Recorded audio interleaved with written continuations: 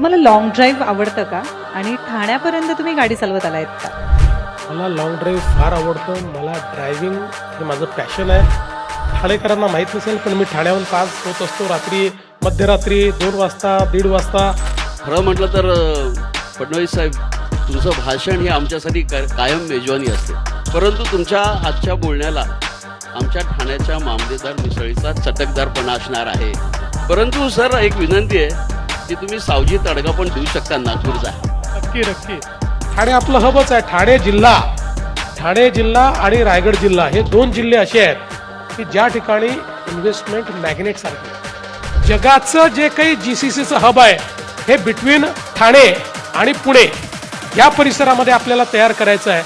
आता ठाण्यावरनं एक थेट एलिव्हेटेड रोड हा आम्ही न्यू मुंबईच्या एअरपोर्टला नेतो आहोत. त्यामुळे ठाणेकरांना नवी मुंबईच्या एअरपोर्टवर जाण्याकरता काही फार चिंता करण्याची आवश्यकता नाही आहे. या एलिव्हेटेड रोडने तुम्ही तिथे जाऊ शकता. मुळामध्ये ठाणे असेल किंवा एलिमारचं क्षेत्र असेल, या क्षेत्रामधला सगळ्यात महत्त्वाचा जर काही प्रश्न असेल तर तो वाहतुकीचा प्रश्न आहे. जुन्या सरकारच्या काळामध्ये 11 वर्षामध्ये त्यांनी 11 किलोमीटरची मेट्रो केली.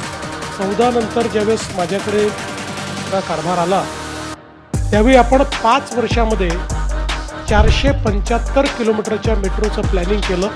आज जवळपास 200 किलोमीटरचं काम आमचं पूर्ण झालेलं आहे. ठाणे कदाचित हे पहिलं शहर असेल की ज्या शहरामध्ये कंप्लीट रिंग मेट्रो आपण करणार आहोत.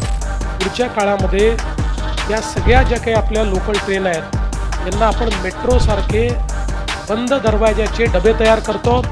या पूर्ण एअर कंडिशन्ड आपण करतो. वा वा. आणि ठाणेकरांनी याच्यावर टाळ्या वाजवू नये, पुढच्या वाक्यावर टाळ्या वाजवाव्या की हे सगळं केल्यानंतरही सेकंड क्लासचं तिकीट मात्र आता जेवढं आहे तेवढंच आपण ठेवणार आहोत.